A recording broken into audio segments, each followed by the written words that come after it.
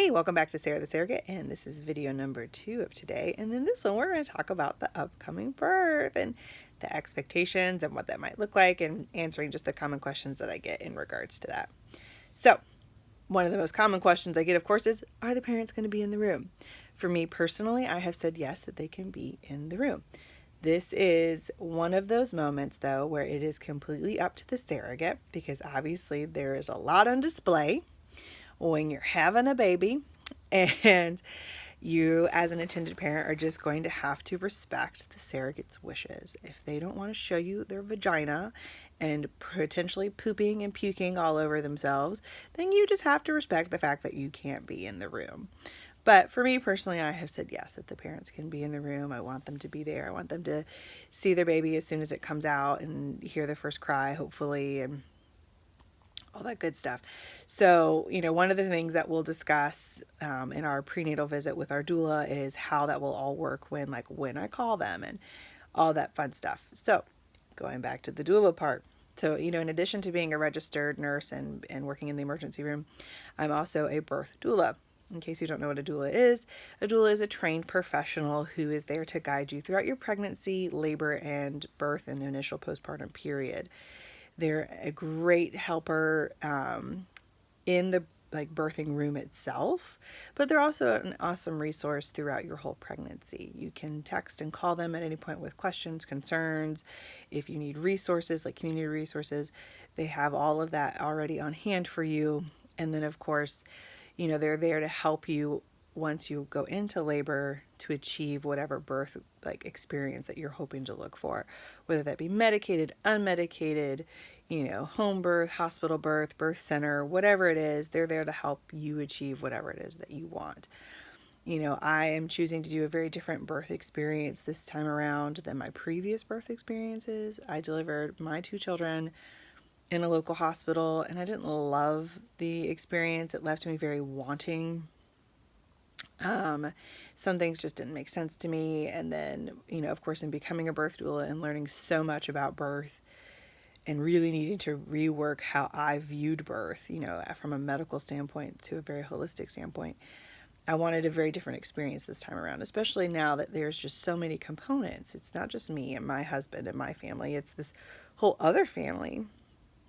And I wanted to make sure that we had a birthing experience that was going to be good for all of us. I am trying to take that into consideration. And I didn't feel like at my previous hospital that they would get that quality experience that I'm looking for all of us. So I chose to transfer care to a birth center, the only birth center in my city currently. And it's midwife based. They have privileges at a local hospital, so if something should happen and I need to deliver in the hospital, transfer is easy, whether it be we know in advance, I have to deliver in the hospital because my blood pressure is high again, or I've gone into labor, something's not quite right, and we're going to hop in the car and go 5 minutes down the road. Totally fine either way. And we've discussed what that all looks like. And, because it is a freestanding birth center, it's not attached to a hospital. There are a lot of rules and regulations about the clients that they take. And so obviously so far I have met all those things. Again, if that were to change in advance, then we change our plan of action and I deliver in the hospital. But it's going to still be with the birth center midwives who have been taking care of us this whole time. And, and I would like to talk about how very different it has been going to the birth center and the midwives and the midwifery model of care versus your typical OB office. Most of you, if you're watching this, if you've had children and you've gone through that process, probably know that, OBs, they spend maybe 5-10 minutes with you. They come in, they say that they've looked eyes on you, and they go on to their next patient. And it's crazy busy. I don't know about you guys, but the OB that I was seeing previously always had ridiculously long waits. Because if they had to go attend their patients in the hospital or deliver, whatever, I always ended up there for at least 2 to 3 hours. It was insane.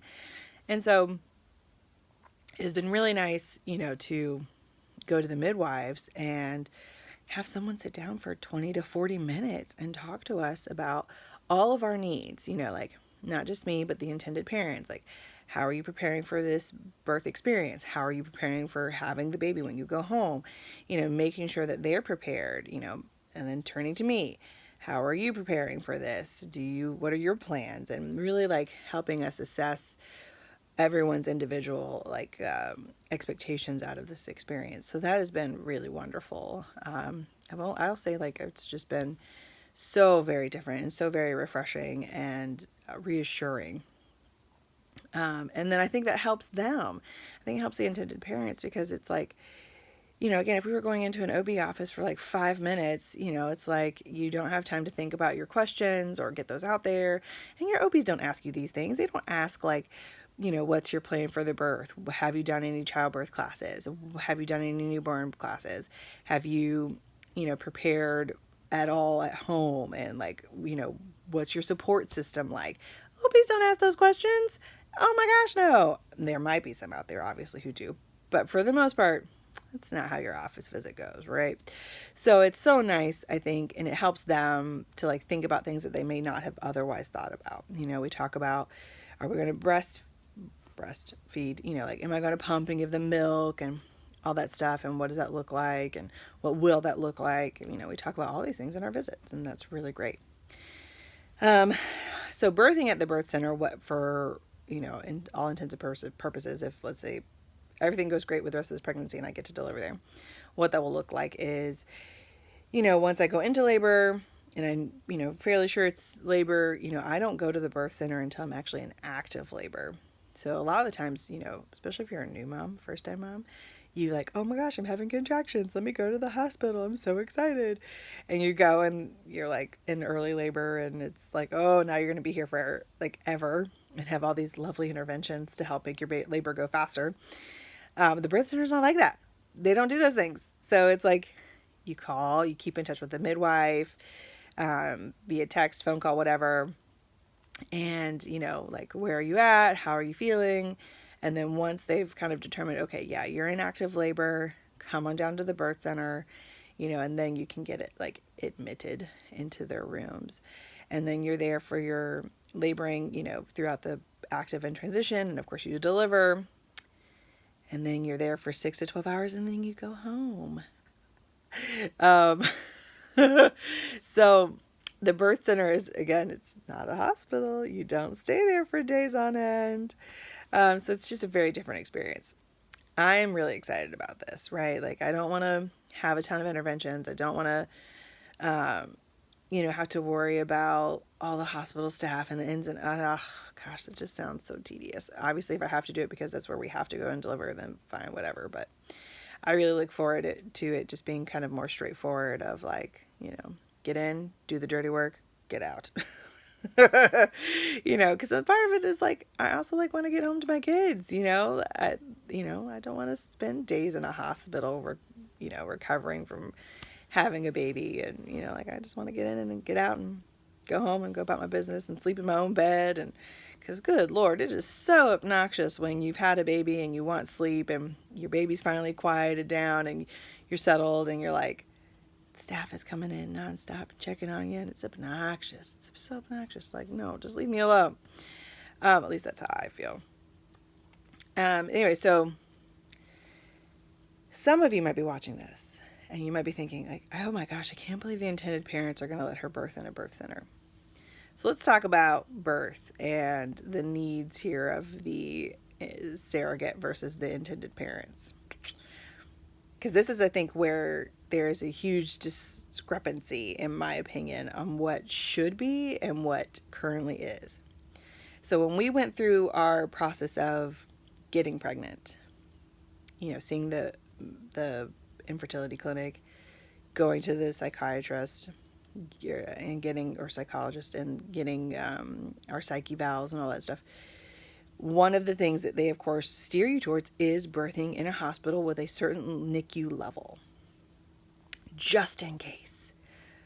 This is not how I view birth, and it is not how we should view birth in general. There is absolutely a time and place for medical intervention, and there is absolutely some compromise that needs to occur, right? There does need to be like some conversation between you and the intended parents about where you birth and how you birth and blah, blah, all that.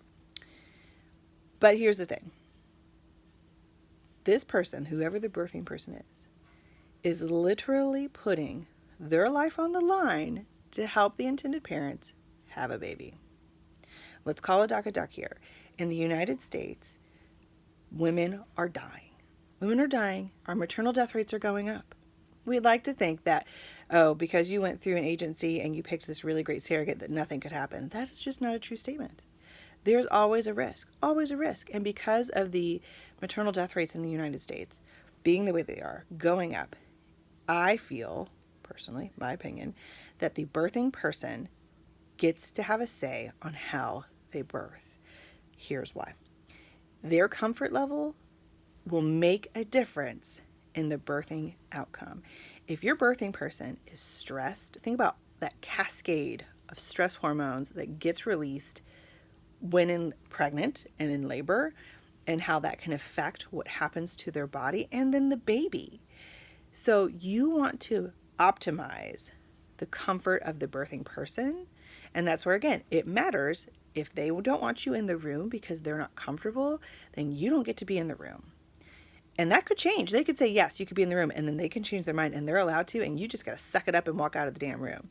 Because it is most important that the birthing person have a good birth outcome, that they're not traumatized, that they feel good about the birth experience, and that, of course, they don't fucking die, right? Just so that you could have had a baby. So this is where I disagree with all those people that we talked about, beforehand, before we actually got pregnant, who were saying, oh, here's how you need to birth and here's where you need to go do it. No. I will birth the way that I want to birth, with whom I want to birth with, because that will make a difference in my outcome. If I'm stressed and tense and tight, my body's going to respond the same way, and it could be a much harder, longer birth experience that could even potentially lead to a C-section if I can't release and let go so that my body can deliver this baby. And of course, having a C-section, we all make it seem like, oh, C-sections are so common, it's not a big deal. That is just not a true statement, people. C-sections are major abdominal surgery and put you at risk for tons of complications. It should not be something to be taken lightly. And so I want to avoid a C-section at all cost, okay? Obviously, I will agree to a C-section if my life or the baby's life is on the line. But if we've avoided all those interventions and all of those things that could stress me out and lead me to a C-section, then that's what we need to do. So this is where I disagree with, I think, the culture in surrogacy. Like, well, they're paying you, which my parents want to pay me for. Anyways, the culture is, well, these intended parents are paying you to have this baby, so they get, no. This is where I need bodily autonomy. I don't care if you're getting paid. You need bodily autonomy. You need to have a say over what happens to your body, who gets to look at your body, who gets to touch it. I mean, this is where, again, I feel very strongly that it's the birthing person's wishes. They need to have them respected, and you need to listen as the intended parent and just go along with it, right? Again, now, if something were to happen, and let's say you're planning a home birth as a surrogate, with your intended parents. Something happens, you risk out of a home birth. Well, okay, as a surrogate, even if it was your own and you would still choose to do a home birth, you can't do that. You can't ignore the advice of the midwife if they're like, hey, you're no longer a good candidate for a home birth. You got to go to a birth center or, a hospital. Then you got to do that, right? You can't ignore the medical advice. But if, again, for me, we're sticking with the birth center so far, if they're like, yeah, everything's great, there's no reason why you can't deliver here, then great, we're going to deliver there. If they say, hey, things are changing, we need to change our plan of action, then okay, fine. I'll go birth in the hospital and we'll follow the medical advice. But otherwise, we're going to stick to the plan because this is what I want and what I need in order to have a good birth experience here. And same with why I wanted a doula.